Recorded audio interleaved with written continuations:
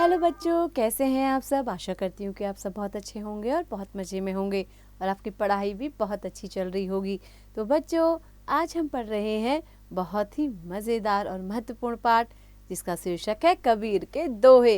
तो बच्चों, आज हम पढ़ने वाले हैं कबीर के दोहों के बारे में। आप सभी ध्यानपूर्वक सुनिए।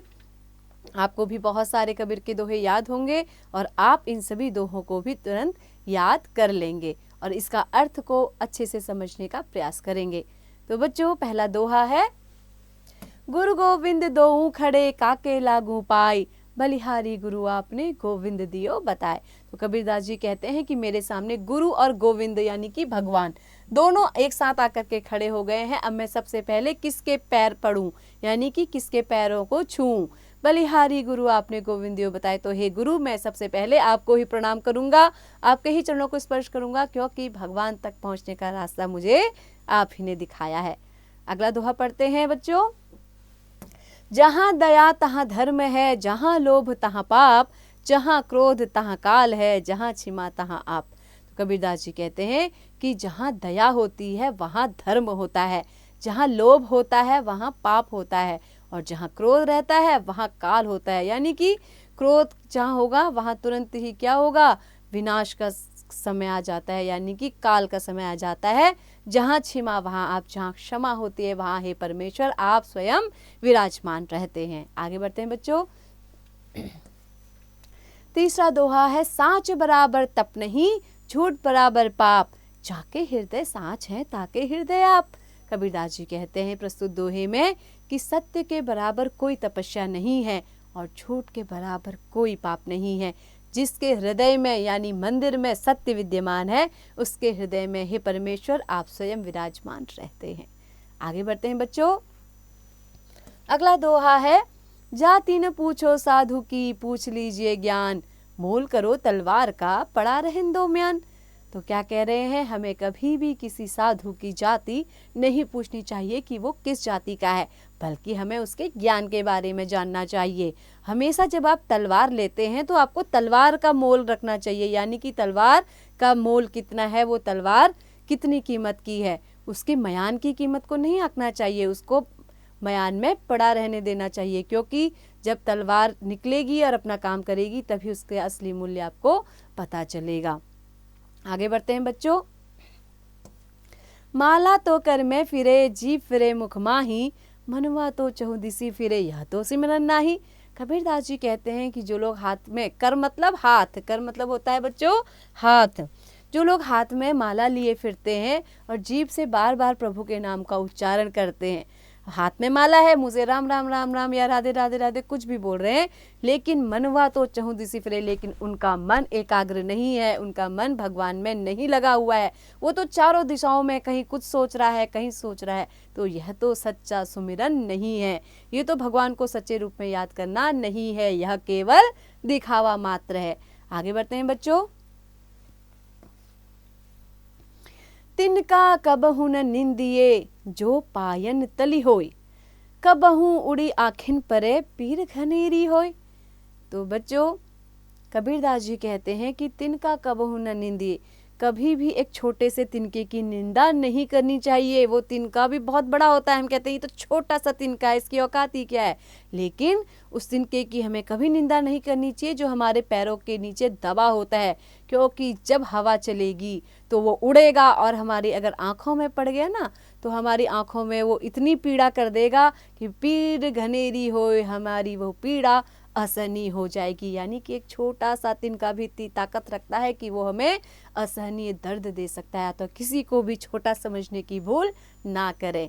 आगे बढ़ते हैं बच्चों। अगला दोहा है, जग में बैरी कोई नहीं, जो मन शीतल हो, या आपा को डारी दे, दया करे सब कोई।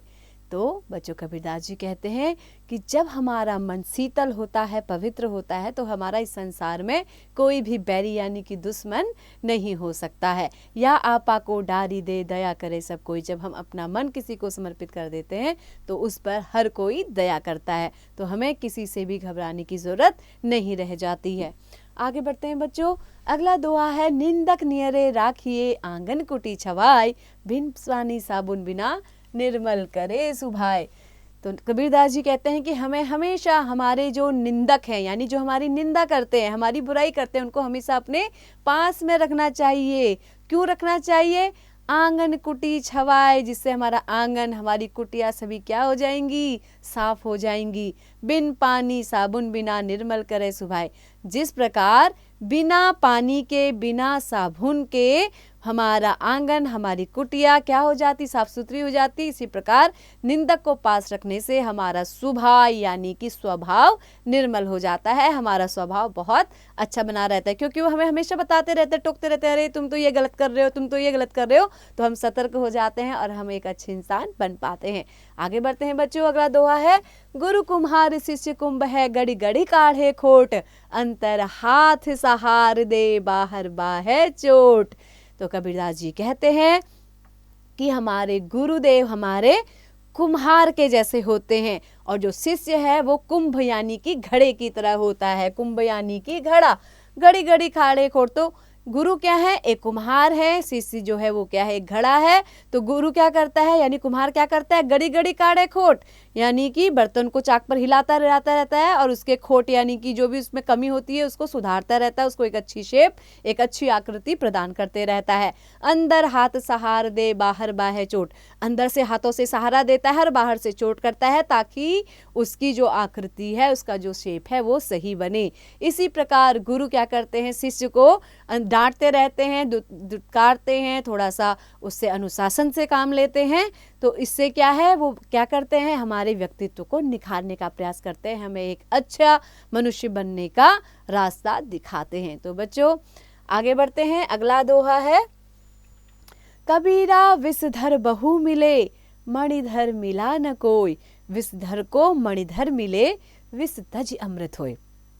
कबीरदास जी कहते हैं कि इस संसार में विषधर बहु मिले, यानी विष को धारण करने वाले बहुत से लोग मिल जाएंगे, लेकिन मणिधर मिला न कोई, मणि को धारण करने वाला कोई नहीं मिलेगा। यानी कि बुराई करने वाले तो बहुत लोग मिल जाएंगे, लेकिन अच्छाई करने वाला कोई नहीं मिलेगा। विषधर को मणिधर मिले, विष तजी अमृत होए। यदि किसी विषधर को मणिधर मिल जाए, यानी कि किसी अयोग्य व्यक्ति को यदि योग्य व्यक्ति मिल जाए, तो विष तजी अमृत होए, उसका विष क्या होगा? अपने आप ही छूट जाएगा और वो अमृत में बदल जाएगा। तो बच्चों आशा करती हूँ कि आपको कबीरदास जी के दोहे अच्छे से समझ में आ गए होंगे और आपने इनसे जरूर अच्छी अच्छी शिक्षा ग्रहण कर ली होगी। तो आइए बच्चों, अब हम कवि का परिचय भी जान लेते हैं। तो बच्चों, हिंदी साहित्य की निर्गुण भक्ति शाखा के कवियों में कबीरदास जी का स्थान सर्वोपरि है। कहा जाता है कि शिशु रूप में कबीर काशी के लहरतारा नामक तालाब में पाए गए थे। नीरू नीमा नामक जुलाहा दंपति ने उनका पालन पोषण बड़े प्रेम से किया। माना जाता है कि उनका जन्म 1398 में काशी में हुआ था। निम्न जाति में पालन पोषण होने के कारण वे दीक्षा न ले सके, परंतु उन्होंने स्वामी रामानंद को अपना गुरु मान लिया था। उन्होंने हिंदू मुस्लिम एकता का सफल प्रयास किया। उनकी रचनाओं में अरबी, फारसी, भोजपुरी, पंजाबी, बुंदेलखंडी, ब्रज और खड़ी बोली के शब्द बहुतायत से मिलते हैं। उनकी भाषा को पंचमेल खिचड़ी या सधुक्कड़ी भाषा का नाम दिया गया है। उनकी रचनाएं बीजक, साखी और कबीर रचनावली कहलाती हैं। तो बच्चों, ये था कवि परिचय। आशा करती हूँ कि ये पाठ आपको अच्छी से समझ में आ गया होगा। तो बच्चों ऐसे ही पढ़ते रहिए, निरंतर अभ्यास करते रहिए।